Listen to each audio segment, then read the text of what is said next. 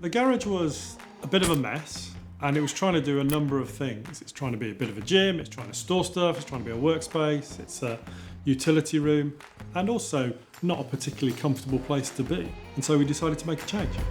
Firstly, we needed better storage fundamentally, more functional storage.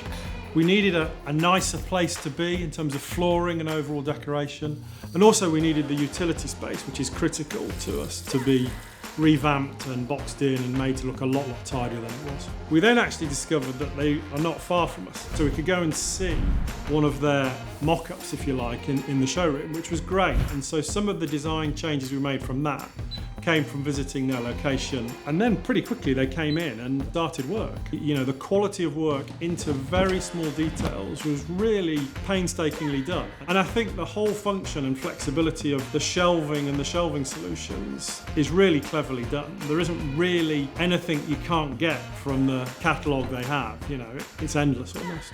I think the quality of the units, the design, and the way it was installed and implemented has exceeded my expectations, and this is what I thought we'd get.